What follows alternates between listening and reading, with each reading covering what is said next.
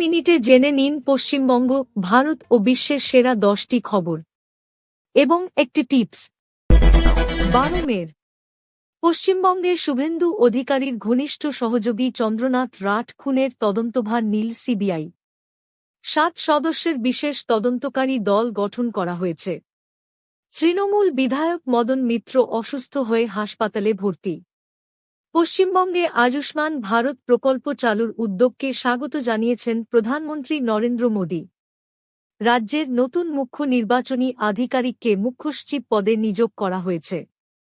Vote পরবর্তী হিংসা এখনও চলছে বলে অভিযোগ তুলেছে তৃণমূল কংগ্রেস।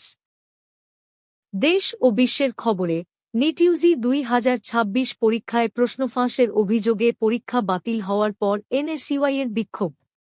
তেলমন্ত্রী হরদীপ সিং পুরী জানিয়েছেন, দেশে জ্বালানির কোনো ঘাটতি নেই, এলপিজি উৎপাদন বাড়িয়ে প্রতিদিন 54,000 টন করা হয়েছে।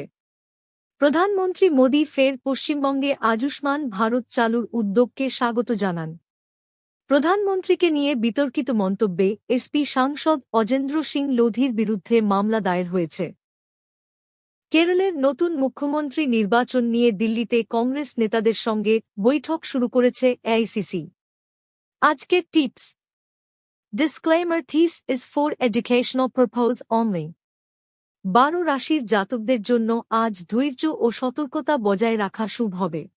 এই খবর আপনি রাত 9টা থেকে 10টার মধ্যে পাবেন, রবিবার ছাড়া। যদি নতুন সদস্য আপনি এই খবর থেকে সন্তুষ্ট তাহলে সাবস্ক্রাইব করুন, শেয়ার করুন এবং এই ভিডিওটি লাইক করুন। দেখার জন্য ধন্যবাদ। বাংলা নিউজ আপডেটে আপনাকে স্বাগতম।